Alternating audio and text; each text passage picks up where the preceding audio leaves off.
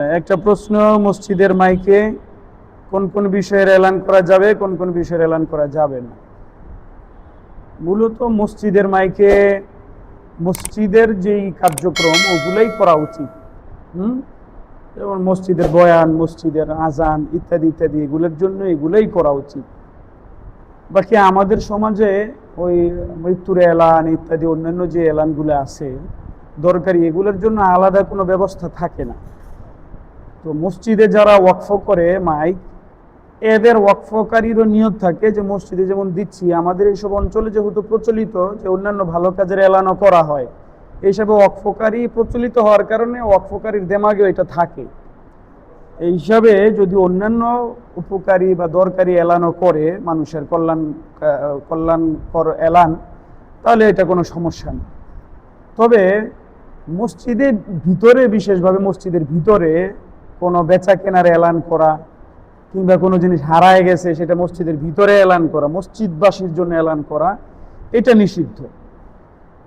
তবে যদি এমন হয় যে আসলে এগুলা ওই কোনো এলাকার মসজিদের পক্ষ থেকে অন্যান্য জায়গায় এলানের জন্য, যেমন অনেক জায়গায় আমি দেখছি ওই গরিব মানুষরা গরু বাছুর পালে, হারায় টারায় গেলে এগুলোর এলান করা হয়, কারণ এলানের জন্য তো আলাদা কোনো ওইভাবে ব্যবস্থা নাই। তো যেই অঞ্চলে এটা প্রচলিত যে মসজিদের মাইক দিয়ে শুধু মসজিদের আজান টুকুই না, বরং মৃত্যুর এলান ইত্যাদি ইত্যাদি, এগুলো আমাদের এদিকে প্রচলিত হওয়ার কারণে ওয়াকফকারীর দিলের ভিতরেও এই নিয়ত থাকে, এইসব এটা নিষিদ্ধ না। বুঝছেন কথা? বাকি বেচা বিক্রি, দুনিয়াবি খালেস দুনিয়াবি যে বিষয়গুলা, এগুলো মসজিদের ভিতরে করা নিষিদ্ধ। হাদিস শরীফে আসছে যে কেউ যদি মসজিদে ওই হারানো জিনিসের এলান করে মসজিদের লোকজনের মধ্যে, তাহলে এর জন্য সাথে সাথে বদদোয়া করে দেওয়া হয় যে তোর হারাইনা জিনিসটা তোর খুঁজে না পা। এরপরে কেউ যদি মসজিদের ভিতরে বেচা কিনার এলান করে, তাহলে বদদোয়া করা যে তোমার ব্যবসায় কোনোদিন লাভ না হোক। এটা হাদিসে আসছে। তো ওই জাতীয় জিনিসগুলো এগুলো করবে না। এছাড়াও যে গণমুখী গণকল্যাণকর যে বিষয়গুলা, একটা মানুষ মারা গেছে তার জানাজার বিষয় টিষয়, এগুলো আমাদের এদিকে করা হয়। তবে সবচেয়ে ভালো হয় যদি এগুলোর জন্য পৃথক কোনো সিস্টেম করে নিতে পারে, মানে আলাদা বাইরে আবার ছোট্ট কোনো মাইক আছে, হ্যাঁ, একটা সেট, একটা মাইক সমাজবাসীর পক্ষ থেকে চাইলে এই সিস্টেম করা যায়। কিছু করা না গেলে এইভাবে করা যায়, কোনো নাজায়েজ কিছু না। 2 নম্বর প্রশ্ন করেছে, দেয়ালে তায়াম্মুমের বিধান কি? দেয়ালে তায়াম্মুমের বিধান বলতে তায়াম্মুম করতে হয় মাটি জাতীয় জিনিস দিয়া, মাটি বা মাটি জাতীয় জিনিস দিয়া, চাই ওটার ভিতরে ধুলাবালু লেগে থাকুক বা না থাকুক। এই হিসাবে পাথরের, একবারে ধোয়া পাথরের উপরে হাত মুছে তায়াম্মুম করলে হয়ে যায়। হ্যাঁ, কোনো ধুলাবালি লেগে থাকা জরুরি না। মাটি ছাড়া অন্য জাতীয় বস্তুর উপরে যদি ধুলা প্রচুর পরিমাণ লেগে থাকে, তাহলে সেটা সেই বালু দিয়েও তায়াম্মুম করা যায়, কারণ ওইটা আপনি কাঠের ওপরে তায়াম্মুম করতেছেন না, কাঠের ওপরে থাকা বালু দিয়ে তায়াম্মুম করতেছেন। আর যেটা মাটি জাতীয় জিনিস, যেমন পাথর, এটা মাটি জাতীয় জিনিস, পাথরও মাটিরই একটা প্রকার, বালু মাটিরই একটা প্রকার। তো এগুলো এমন না যে এতগুলো করে বালু লয়ে মুখের মধ্যে মাইকে দিব। বালুর উপরে এমনি হাত ফিরাইয়া ধরেন, মোটা রোয়ার যে বালুগুলা, হ্যাঁ, মরুভূমির বালু, তো এইসব বালু আপনারা যে প্লাস্টার করেন, আস্তর বালু, এগুলো তো আর হাতের সাথে লাগিয়ে আসে না, শুকনা হইলে এগুলোর উপর হাত ফিরেও মশাই করা যাবে। এমনিভাবে দেওয়ালের মধ্যে আপনার প্লাস্টার করা আছে তবে রং করা হয় নাই, তাহলে ওই দেয়ালেও ই করা যাবে, তায়াম্মুম করা যাবে, হাতে বালু লাগা জরুরি না। নম্বর 3, পুতুলের চেহারা যদি অস্পষ্ট হয় এমন পুতুল ঘরে রাখা যাবে কিনা? না, পুতুল রাখা যাবে না, এগুলো মূর্তির সাদৃশ্যপূর্ণ। চোখ না থাকলে কি হইব, বিভিন্ন এদের মূর্তি থাকে, ওগুলোর মধ্যে চোখও দেয় না, অন্য কিছুর মূর্তি বানায়। মূর্তি ওই পুতুলগুলো, এগুলো মূর্তির সাদৃশ্যপূর্ণ। হ্যাঁ, যদিও এগুলোর পূজা করা হয় না, কিন্তু এটাও তো মূর্তি। যেগুলা ধর্মীয় মূর্তি ওগুলোর পূজা করা হয়, কিন্তু এমনি মূর্তি, যেমন জাতির আব্বার কথা কইলাম না, ওনার কত মূর্তি বানানো নিয়ে কত ঝগড়া বিবাদ হইলো না, আলেম ওলামাদের কত নির্যাতন করলো। তো এগুলো করা যাবে না। এই জন্য পুতুল এগুলা রাখা যাবে না, এগুলো মুসলমান রাখবে না। বাচ্চাদেরকে ছোটকাল থেকেই তো ইসলামী শিক্ষার উপরে গড়ে তুলতে হবে, তো বাচ্চাদেরকে ছোটকাল থেকে অন্য কিছু দিয়া খেলনা দেখাবে, অন্য কিছু দিয়া। আমাদের এই অঞ্চলে বড় বড় যে পুতুলগুলা ওগুলা এগুলা করা যাবে না। হ্যাঁ, কাপড় কুপড় দিয়ে ছোট ছোট পোলাপানে আবার বানায় না, ওগুলোর মধ্যে তো কোনো মূর্তির আকৃতি হয় না, ওগুলোর মধ্যে আলাদা হাত পা ওইগুলো যেহেতু থাকে না, ওগুলো দিয়ে করা যাবে। হাদিসই আসছে, আম্মা জান আয়েশা সিদ্দিকা খেলতেন, তো কাপড় দিয়ে ছোট ছোট বানায় পোলাপানি, এগুলো দিয়ে খেললে খেলতে পারে, জামাই বউ বানায় ইত্যাদি। মাসবুক অবস্থায় ইমামের সাথে ডান দিকে সালাম ফিরিয়ে ফেললে সাহু সেজদা দিতে হবে কিনা? মাসবুক অবস্থায় ভুলে গিয়ে দোনো দিকে সালাম ফিরিয়ে ফেললেও নামাজ ভাঙে না, যদি নামাজ ভঙ্গের অন্য কোনো কারণ না ঘটায় ফেলে। যেমন কথার কথা দোনো দিকে সালাম ফিরায় কথাই কয়ে লাইলো, হ্যাঁ বন্ধুরে দেখছে, আরে দোস্ত রে কই থেকে আইলি রে, এটা কয়ে লাইলো, তো কেমন হয়ে গেল না? যদি কথা বলা, এটা তো নামাজ ভঙ্গের কারণ। তো যে ব্যক্তি মাসবুক অথবা যার ওপরে সেজদা সাহু আছে, উনি ভুলে গেছে যে সেজদা সাহু দিতে হবে, অথবা ভুলে গেছে যে ওনার এক রাকাত পড়তে হবে, এই ভুলে গিয়ে যদি সালাম ফিরায় তাহলে এতে করে নামাজ ভাঙে না, যতক্ষণ পর্যন্ত সিনা কেবলামুখী থাকবে ততক্ষণ পর্যন্ত, এবং ওই যে নামাজ ভঙ্গের অন্য কোনো কাজ কোচ না ঘটাবে, তাহলে উনি স্মরণ হওয়ার সাথে সাথে আবার করে ফেলতে পারবে। কথা বুঝে আসছে? এমনকি মসজিদের ভিতরে হইলে কেবলার দিক থেকে ঘুরে গেলেও পারবে, যতক্ষণ পর্যন্ত মসজিদ থেকে বাইরে না হয়। আর যদি ময়দানে হয় তাহলে তার নামাজের যতটুকু জায়গা এতটুকু থেকে ঘুরে গেলে গা, সিনা ঘুরে গেলে গা, ময়দানে হইলে তাহলে আবার সমস্যা। আর মসজিদে হইলে আর একটু প্রশস্ততা, ঘুরে গেলেও নামাজ ভাঙবে না, যদি অন্য কোনো কথাবার্তা বা নামাজ ভাঙের অন্য কোনো কারণ না ঘটায়। হ্যাঁ,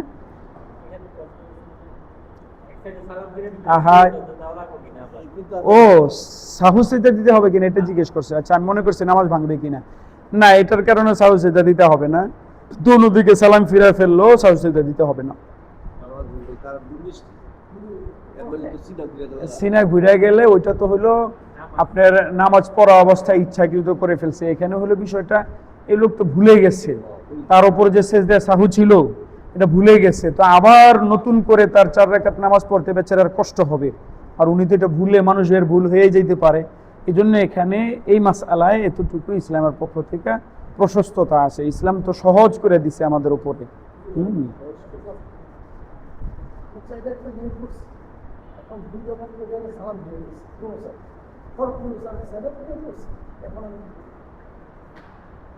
যদি আপনার নফল নামাজ হয়, নফল নামাজ 2 রাকাত করে, এই তো উত্তম। তো 2 রাকাত করে আপনি হিসাবে 2 রাকাতই পড়লেন নফল নামাজ হইলে। আর যদি ফরজ নামাজ হয় তাহলে এই জায়গায় অবশ্য আপনার নামাজ বাতিল হয়ে যাবে, কারণ এখানে তো আপনি মানে আপনার উপরে কিছু আবশ্যক হয়েছিল সেইটা আপনি এখানে ভুলে গেছেন, বিষয়টা এরকম না। আপনি এখানে যেহেতু মানে নামাজ ভাঙিয়ে ফেলছেন, দ্বিতীয়বার আবার পড়তে হবে। আর ওখানে হলো এই ব্যক্তির উপরে পিছনে পড়ে ফেলা নামাজের একটা মানে ক্ষতিপূরণ রয়ে গেছে, তার উপরে পড়ে ফেলা আদায় হওয়া নামাজের কিছু একটু ভুল তার উপরে রয়ে গেছে, সেটা সে আদায় করবে। আর এখানে হইলো আপনার পিছনের কিছু না, তো এটা নতুন করে করার জিনিস, তো ওইটারে আপনি বাধা দিচ্ছেন। আর সেজদা সাহু থাকলে অথবা মাসবুক ব্যক্তির উপরে যেটা থাকে, এগুলো হলো তার সামনের বর্তমানের গুলো ঠিক হয়ে গেছে, পিছনে একটু ত্রুটি রয়ে গেছে, তো ওইটার ক্ষতিপূরণ করা লাগবে। আর এখানে হইলো আপনি 2 রাকাত পরে সালাম ফিরে ফেলছেন, পিছনের কোনো ভুলের ইয়া না, আপনি এটা নতুন করে ইচ্ছা করে করেন, ওই নাই। কথা বুঝছেন নি?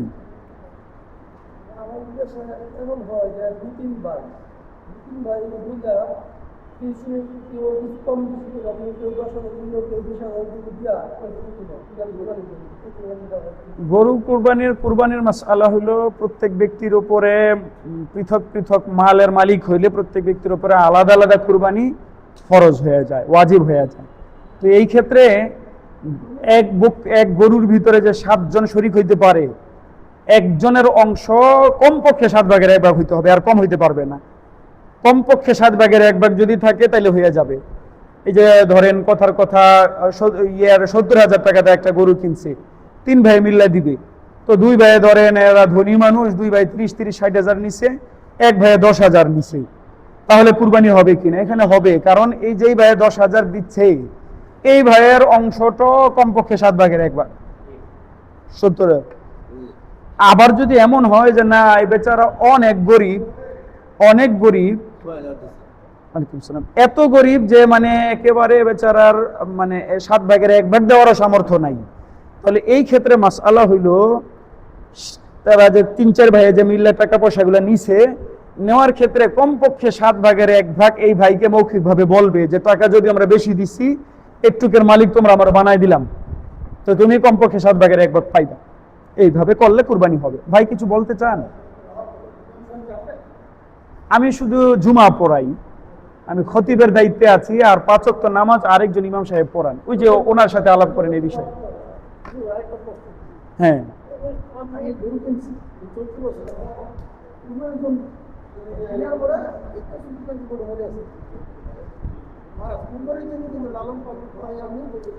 এই ক্ষেত্রে ব্যক্তি যদি, আচ্ছা আপনার প্রশ্নটা আপনি বুঝছেন তো পুরোপুরি, আপনার উত্তরটা মানে ধরেন 4-5 ভাই মিলে গরু কুরবানি দিচ্ছে, তো এখানে এক ভাইয়ের অংশ কমপক্ষে 1/7 হইতে হবে।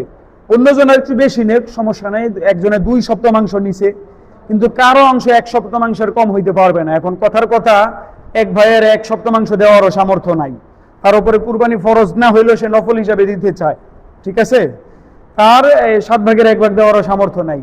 এই ক্ষেত্রে তার নামেই যেন একটা নফল কুরবানি হয়, এর জন্য এটা করতে হবে, গরু কিনা অবস্থায়, গরু জবাই করার আগেই তারে কমপক্ষে 7 ভাগের 1 ভাগের মালিক বানাই দিতে হবে, মৌখিকভাবে বলতে হবে, অন্য ভাইয়েরা বলে দিতে হবে যে তুমি টাকা যত দূরেই দিছো, কিন্তু তুমি 7 ভাগের 1 ভাগ বা তুমি আমাদের সমান সমানই পাইবা, তোমারে আমরা এই অধিকার দিলাম।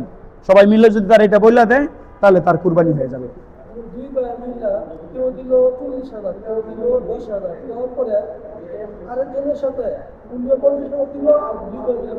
হ্যাঁ, কথা আমি বলে ফেলছি, আপনার বুঝে ফেলা দরকার। মানে ধরেন এক ভাইয়ে কিছুই দেয় নাই, একবারে কিছুই দেয় নাই, ধরেন কিছু না দিল, যদি বাকি 3 ভাইয়ে কিনা আরেক ভাইয়েরে বলে যে আমরা টাকা আছে আমরা কিনছি, কিন্তু তোমারে আমরা 1 ভাগের মালিক বানাই দিলাম, তাইলে হয়ে গেল গা। তো এনে আর আপনি কম বেশির দরকার কি? যদি একবারে নাও দেয় তবুও যেহেতু হয়ে যাবে, যদি 25,000 দেয়, 30,000 দেয়, 10,000 দেয়, 6,000 দেয়, যে যেমন ওই দিক, যদি 7 ভাগের 1 ভাগের কম হয়, 1/7 কম হয়, ওই ক্ষেত্রে অন্যান্য ভাইয়েরা মিলে গরু জবাই করার আগেই তারে কমপক্ষে 1/7 মালিক বানাই দিতে হবে, মৌখিকভাবে মালিক বানাই দিলে তাহলে কুরবানি হয়ে যাবে তার পক্ষ থেকে, বুঝছেন? এই ক্ষেত্রে যদি আপনি যেটা বলতেছেন, কেউ 25 দিল, কেউ 30 দিল, কেউ 40 দিল, যে যেমন ওই দিছে,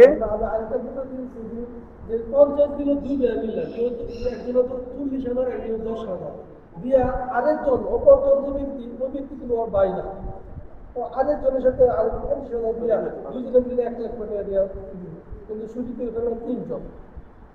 কি কইছেন আমি নিজেই বুঝি না, আপনি বুঝছেন না? যেমন আমরা 2 ভাই, আমরা দুটো, উনি দিলে 40,000, আমি দিলাম 10,000, দিয়া 50,000 হইল, আর উনি আমার ভাই না, উনার সাথে উনি 50,000 দিল, দুজনে মিলে 1 লাখ টাকা। একই কথা, মানে উনি ভাই হোক, আল্লাহ মানে যে ইচ্ছা সে হোক, সেও যদি আপনারে ধরেন, এখানে তো আপনি যেহেতু 50,000 দিছেন, আপনারা 2 ভাই মিলেও যদি এই বিষয়ে একমত হন যে তুমি যদিও 10,000 দিছো, আমি 50,000 দেওয়ার কারণে তো আমি বেশির মালিক, কিন্তু তোমারে আমি আমার এখান থেকে ওই গরুর কমপক্ষে 7 ভাগের 1 ভাগ পরিমাণ যদি আপনারা আপনার ভাই মালিক বানায় দেয়, তাইলেও হয়ে যাবে, অথবা যদি 2 জনে মিল্লা মালিক বানায় দেয় তাইলে হয়ে যাবে, ওই পরিমাণ গোশত আপনারা দিয়ে দিবে ওই ক্ষেত্রে। তো যদি এইবারে আপনার ওই পরিমাণ গোশত দিতে রাজি হয়, তাহলে এইবারেও রাজি আছে, বুঝা গেল? মানে যে ইচ্ছা সেই হোক, মোট কথা আপনারা কমপক্ষে 1/7 মালিক বানাইতে হবে, তাইলে হবে, আনাইলে হবে না।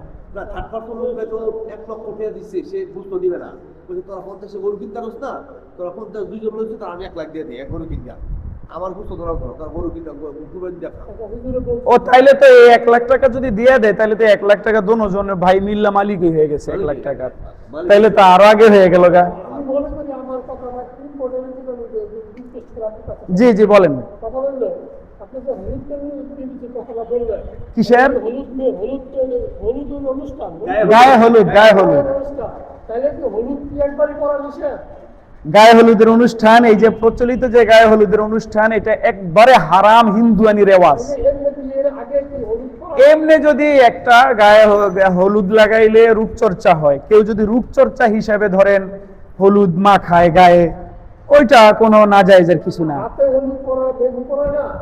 এটা দেখতেছি আমি সেটাই বললাম, হাতে তো আর হলুদ দেয় না। হলুদ হলুদ হলুদ হলুদ ব্যক্তিগতভাবে স্বতন্ত্রভাবে হলুদটা একটা উপকারী জিনিস। হলুদ দিলে আসলে সৌন্দর্য বাড়ে বা সৌন্দর্য, কেউ যদি শুধু নিছক সৌন্দর্যের জন্য গায়ে হলুদের ওই জাতীয় কোনো অনুষ্ঠান না, এমনি বিবাহের দিন সকালবেলা একটু হলুদ মাখাইলো গায়ে, এই যেমন নাকি ধরেন মায়ের স্নো মাখাইতেছে, তেল মাখাইতেছে, এই স্নো তেলের মতন যদি এটা মাখায় তাহলে কোনো সমস্যা নাই। কিন্তু আমাদের দেশে তো হলে আরেকদিন এটার নিয়ে একটা রেওয়াজ বানাইছে, আরেকদিন একটা অনুষ্ঠান করে, হ্যাঁ আবার আগের দিন অনুষ্ঠান করে, এটার মধ্যে আবার ওই আমি সব কথা বলতে ভুলে গেছি, এটার মধ্যে আবার কুলা নেয়, কুলার ভিতরে ধান দুবরা নেয়, ইত্যাদি ইত্যাদি নিয়া এটাই বড় কথা না, একবার খোলা মেলা খায় তো। খোলা মেলা আছে, মানে কুলার মধ্যে ধান নেয়, দুবরা নেয় ইত্যাদিতে, এগুলা ছিটায় টুটায় দেয়। এই যে ধান ছিটায় দিতেছে, দুবরা ছিটায় দিতেছে, কি উদ্দেশ্যে দিচ্ছে এগুলো? কি উদ্দেশ্যে দিচ্ছে? এগুলাই যে হিন্দুদের রীতি। আমি আমার বয়ানে সব তো বলতে মনে থাকে না, আমি খালি সংসদ বাংলা অভিধান থেকে বলছি। বাংলা পিডিআর ভিতরে আবার মেন দিতে সমস্যা কি? আপনি মানে কেন সন্দেহ হইতেছে? আপনি কিছুক্ষণ করে কইবেন যে হুজুর তেল দিতে পারবে কিনা, মানে সন্দেহটা হবে কেন? সমস্যাটা হইছে ওই যে কুরবানির ও গায়ে হলুদের অনুষ্ঠান, সাইডটা যে গ্রামটা হ্যাঁ হ্যাঁ, মানে অন্য কিছুতে তো সমস্যা নাই। বেদ দিতে অত আচ্ছা ঠিক আছে, না আবার আগামী সপ্তাহে হইবেন ইনশাআল্লাহ। আপনার প্রশ্ন আছে? কি প্রশ্ন? গরু মারা গেছে আমার। ও আচ্ছা, আপনার ভাইয়ের প্রশ্ন হইল, একজনে গরু পালতেছিল কুরবানির জন্য অথবা কিনে রাখছিল, তো ওইটা মারা গেছে, এখন কি বিধান? যদি ব্যক্তি নিজে ধনী হয়, যার উপরে কুরবানি আবশ্যক, তাহলে এই ব্যক্তির জিম্মা একটা আবশ্যক হয়ে রয়েছে, কোনো নির্দিষ্ট জন্তুর সাথে সম্পর্ক নাই, সে এখন এটা পালতেছে, এটা যদি ঈদের দিন পর্যন্ত থাকে, এটা জবাই করে ফেলার পরে তার জন্য এটা নির্ধারিত হইবে, এর আগে কোনো তার জন্য নির্ধারিত হবে না। তার জন্য জিম্মা একটা আবশ্যক, এই একটা, সে এটা দিয়া করুক, ওইটা দিয়া করুক, কালোটা করুক, লালটা করুক, যেটা ইচ্ছা এটা দিয়া করুক, ঠিক আছে না? কিন্তু যদি ব্যক্তির উপরে কুরবানি আবশ্যক না, নেশাব পরিমাণ মাল নাই, যেই পরিমাণ মাল থাকলে কুরবানি আবশ্যক হয় এই পরিমাণ সম্পদ তার নাই, সে নফল কুরবানি দেওয়ার জন্য একটা গরু কিনে রেখেছিল, তাহলে তার উপরে মূলত কুরবানি আবশ্যক না, সে যেটা কিনছে ওইটা কিনার কারণে এটা আবশ্যক হয়ে রয়েছে। তো এটা যদি মইরা যায় তাহলে তার উপরে আর কোনো দায়িত্ব নাই, তার আর কিছু দেওয়া লাগবে না, কারণ তার জিম্মায় ফরজ না। এইটা কিনার কারণে এইটা ফরজ হয়েছিল, তো এটা যেহেতু মরে গেছে, এটার লগে এটার ফরজও মরে গেছে। বুঝাইতে পারছি? আর ব্যক্তি নিজে তার উপরে যদি কুরবানি এমনিতেই আবশ্যক হয়, তাহলে সে যেটা কিনে রাখছিল ওইটা মরে গেলে আবার আরেকটা কিনে দিতে হইবে। উদাহরণটা হবে তো ক্লিয়ার বাস্তব কথা হুজুর, আমি একটা গরু কিনতে যাচ্ছি, আমি বলতে পারলাম আপনারা দুজনে সামর্থ্যবান না কুরবানি, তো আপনারা দুজন যেহেতু সামর্থ্যবান, আপনাদের গরু মরে গেলে বা হারায় গেলে আবার আরেকটা কিনে দিতে হবে, কারণ আপনাদের তো জিম্মার মধ্যেই আবশ্যক হয়ে রয়েছে। কিন্তু যদি আপনারা দুজনে গরিব হইতেন, যাদের উপরে কুরবানি আবশ্যক না, তারা নফল হিসেবে গরু কেনার পরে এটা নির্ধারিত হয়ে যায়, এখন এটা দেওয়া আবশ্যক হয়ে যায় যেহেতু কিনে ফেলছে, কিন্তু তার উপর তার জিম্মায় তো আবশ্যক নাই, এইটা কেনার কারণে এটা ফরজ হয়েছে, তো এটা যদি মরে যায় এটার ফরজও মরে যাবে, মানে আর তার আর দায়িত্ব নাই, দ্বিতীয়টা দেওয়া লাগবে না। জি, আমার জন্য যদি আমার আছে সমর্থ আছে, আমার তাহলে আরেকটা দিতে হবে। জি জি, 10 দিন থাকিয়া আর 2 দিন পরে গরু করে আরে বোনের বাড়িতে গরু কিনতে যাচ্ছি, অন্য দূরের তো মানে গৃহস্থের গরু, হ্যাঁ আমার ছোট বোনের গরু। এটা তকদিরের বিষয়।